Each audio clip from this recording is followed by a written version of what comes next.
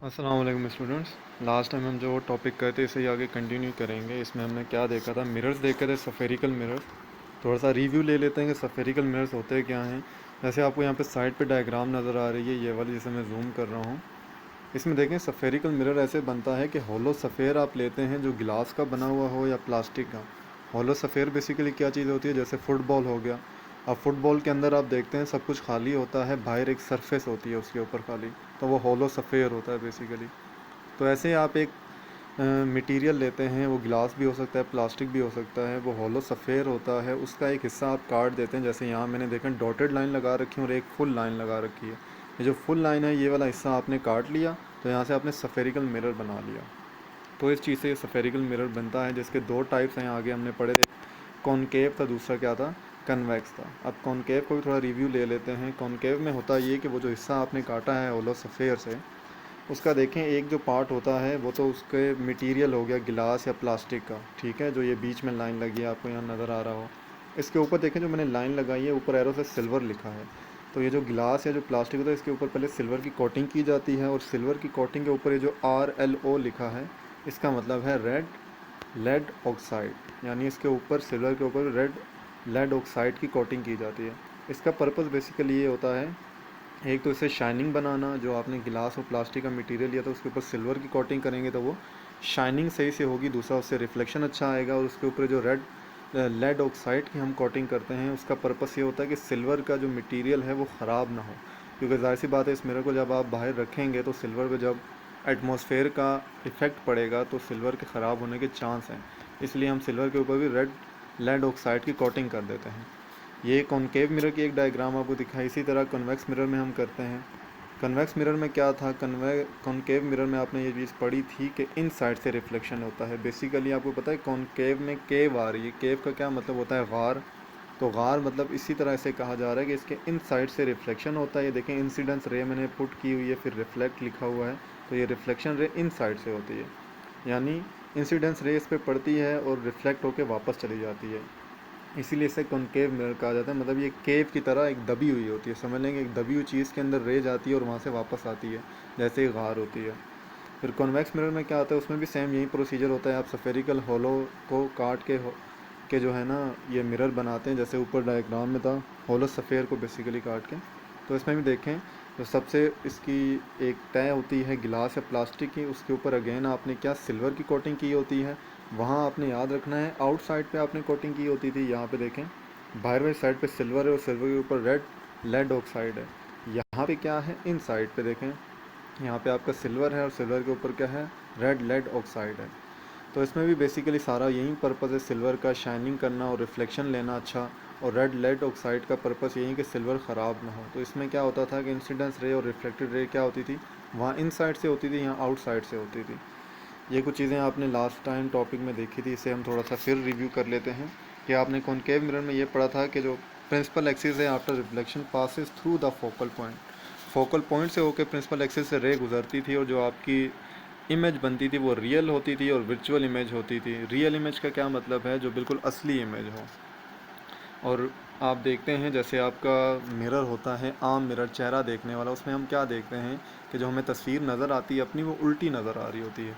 अब हमारा जो चेहरा है वो तो दोनों साइड से एक ही तरह का होता है, इसलिए हमें वो कोई इतना फ़र्क महसूस नहीं होता। लेकिन अगर आप कोई इंग्लिश का अल्फ़ाबेट्स या कोई उर्दू का अल्फ़ाबेट्स मिरर के सामने रखेंगे तो आपको वो उल्टा नज़र आएगा।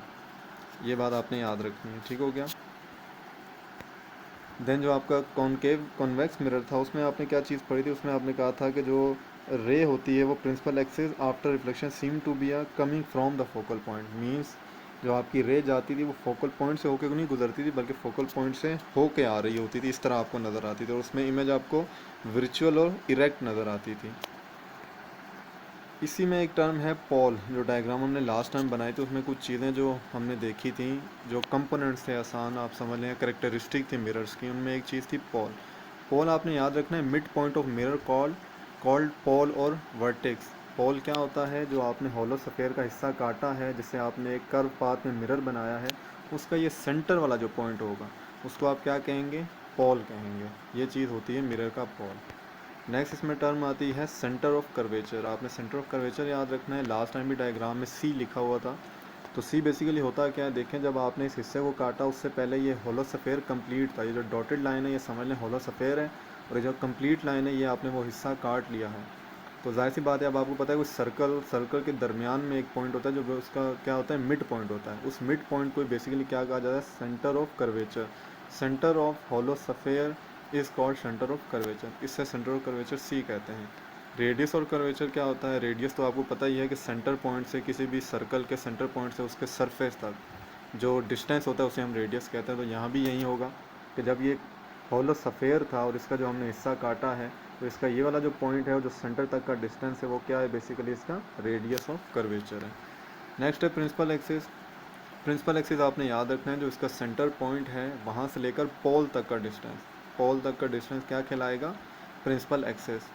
पोल हमने पीछे पढ़ा था, जो सेंट्रल पॉइंट होता है ये कर्व पाथ का, और सेंटर ऑफ कर्वेचर हमने पढ़ा था जो होलोस्फेयर का दरमियानी या सेंटर पॉइंट होता है। इन दोनों के दरमियान अगर आप लाइन ड्रॉ कर देंगे तो इन दोनों के दरमियान का जो डिस्टेंस होगा या जो लाइन सेगमेंट होगी वो बेसिकली प्रिंसिपल एक्सिस होगा। Line segment between the centre of curvature and pole और कॉल्ड प्रिंसिपल एक्सिस। नेक्स्ट इसमें क्या है, प्रिंसिपल फोकस। अब प्रिंसिपल फोकस आपने देखना है क्या चीज़ है। फॉर कनकेव मिरर के लिए पहले देख लेते हैं, कन्वेक्स का भी इसी तरह ही होगा। All incidence ray and reflected ray which meet at the same point are called the principal axis. Means अब ये कनकेव मिरर है, देखें इसमें इंसिडेंस रे आ रही है जो मैंने लाइन से ड्रॉ की हुई है एरो से, वो रिफ्लेक्ट होकर वापस जा रही है। इस तरह दूसरी रेज आएंगी, वो सारी जब रिफ्लेक्ट होकर वापस जाएंगी तो वो किसी एक पॉइंट पर सारी मीट करेंगी, और जिस पॉइंट पे वो मिलेंगी ना उस पॉइंट को आप क्या कहेंगे, प्रिंसिपल फोकस। ये है कनकेव के लिए। कन्वेक्स के लिए आपको पता है ये उल्टा हो जाएगा, क्योंकि कनकेव में तो आपको पता है फ्रंट साइड पे आपकी इमेज बनती है, जो इंसिडेंस रे होती है वो टकरा के बिल्कुल सामने ही रिफ्लेक्ट रे बनाती है। लेकिन जो कन्वेक्स होता है उसमें बैक साइड पे रे बनती है। तो उसमें भी एक ऐसा पॉइंट आएगा जहाँ पे सारी रेज आपकी क्या करेंगी, मिलेंगी, और जैसे ही मिलेंगी तो उस पॉइंट को आप क्या कहेंगे। नेक्स्ट है यहाँ पे प्रिंसिपल फोकस। प्रिंसिपल फोकस क्या होता है, all incidence ray and reflected ray which meet at the same point are called principal focus. Means अब यहाँ पे कनकेव मिरर के हम एग्जांपल लेते हैं कि इंसिडेंस रे देखिए यहाँ से आ रही हैं और फिर रिफ्लेक्ट बैक होकर वापस जा रही हैं। तो ये जो वापस जा रही हैं तो ये किसी एक पॉइंट पर मिलेंगी, जिस एक पॉइंट पर सारी मिलेंगी वो कहीं पर भी हो सकता है, उस पॉइंट को आप प्रिंसिपल फोकस कहेंगे। और इसके अलावा प्रिंसिपल कनकेव मिरर जो होता है उसे आल्सो कॉल्ड कन्वर्जिंग मिरर भी कहा जाता है। कन्वर्जिंग मिरर क्यों कहा जाता है कि जो सारी इंसिडेंस रे हैं ये रिफ्लेक्ट बैक होके किसी एक पॉइंट पे मिल रही हैं, एक दूसरे में कन्वर्ज कर रही हैं, मिक्स हो रही हैं, इसलिए कनकेव मिरर को कन्वर्जिंग मिरर भी कहा जाता है। यही एग्जांपल होगी आपकी कन्वेक्स मिरर की। कन्वेक्स में बस आपका ये जो डायग्राम है आपको पता है चेंज हो जाएगी, और जो आपकी ये रिफ्लेक्टिंग रे ये सामने के बजाय पीछे बनेगी, बैक साइड पे। देन आता है फोकल लेंथ। अब आपने देखना है फोकल लेंथ क्या है। when we meet focus with pole it called focal length। यानी आपने ये जो चीज़ पढ़ी ऊपर अभी, प्रिंसिपल फोकस के जो रिफ्लेक्टेड रे हैं किसी एक पॉइंट पे आके मिल रही हैं, जिस पॉइंट पे आके वो सारी मिल रही हैं उस पॉइंट से लेकर पोल तक का डिस्टेंस, यानी जो पोल आपने पीछे देखा था उस तक का जो दोनों के दरमियान में डिस्टेंस होगा उस चीज़ को आप क्या कहेंगे, फोकल लेंथ कहेंगे बेसिकली। यानी ये रेडियस का देखें हाफ होता है, यहाँ लिखा ना focal length is equal to r/2। r/2 क्यों है, पोल से लेकर सेंटर सी तक का जो डिस्टेंस है वो आपको पता है रेडियस है, अब उसका भी आधा, उसको भी हाफ कर दिया जब आपने, तो वो क्या हो गया, फोकल लेंथ हो गई। मीन जो रिफ्लेक्टेड रे रिफ्लेक्ट होकर किसी एक पॉइंट पे मिल रही थी वहाँ से पोल तक का डिस्टेंस आपने याद रखना है, फोकल लेंथ है बेसिकली। देन यहाँ पे क्या है, अपर्चर्स। अपर्चर्स क्या है, बेसिकली आपने देखना है the length of the straight line which divide the spherical mirror into 2 equal part. Mean जो आपका सफेरिकल मिरर था, जो आपने ये देखा, जो होलोस्फेयर जो आपने देखा वो वाला भी, और जो आपने कर्व पाथ को जो कट किया उस होलोस्फेयर से, उसका भी जो हाफ होगा जब आप उसे दो हिस्सों में डिवाइड करेंगे, या जो ऐसा पॉइंट जो उस चीज़ को दो हिस्सों में या हाफ इक्वली क्या कर रहा हो, सेपरेट कर रहा हो, उस चीज़ को आप अपर्चर कहेंगे। ये बेसिकली आपका टॉपिक था। ये समझाने का मकसद ये था कि ये जो मिरर है इसे आप ज़रा देख लें सही से, क्योंकि आगे इसी से रिलेटेड न्यूमेरिकल्स होंगे, तो आपको इस चीज़ की अंडरस्टैंडिंग सारी अच्छे से होनी चाहिए। आपको centre of curvature, radius, principal axis, focal length, ये सारा जो है याद होना चाहिए, क्योंकि आगे फार्मूले यूज़ होंगे, उसमें नेगेटिव पॉजिटिव हम देखेंगे कि कैसे नेगेटिव इमेज होती है, कैसे पॉजिटिव होती है। इसके अलावा मैंने आपको ये समझाया था कि ये मिरर जो हैं आपने कॉमनली देखे होंगे रोड पे लगे होते हैं, यू टर्न्स पे। शहरों में जाएं, रावलपिंडी वगैरह या कराची में, तो जो बिज़ी साइट्स होती हैं वहाँ पे ये मिरर लगाए जाते हैं।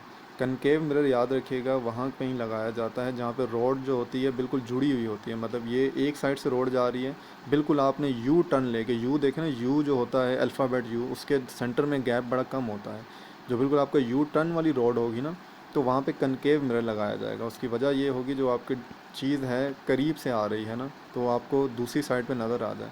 और कन्वेक्स मिरर जो बाहर की तरफ उभरा हुआ होता है, कनकेव आपने देखा था अंदर की तरफ दबा होता है, कन्वेक्स बाहर की तरफ निकला हुआ होता है। तो जो कन्वेक्स होगा वो ऐसी रोड पे लगाया जाएगा जो दो रोडों के दरमियान में तकरीबन 90 का डिस्टेंस हो, या 45 60, यानी जो एंगल हो वो ज़्यादा बन रहा हो।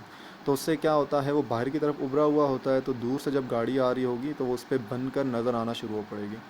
तो ये बेसिकली आपके जो है रिफ्लेक्टिंग मिरर्स थे, कॉनकेव कन्वेक्स, आगे उनके कंपोनेंट्स थे या करेक्टरिस्टिक कह लें वो थी। होप सो आपको ये लेक्चर समझ आया होगा। कोई क्वेश्चन हो तो आपने लाजमी पूछ लेना है। बेस्ट ऑफ लक, अल्लाह हाफिज़।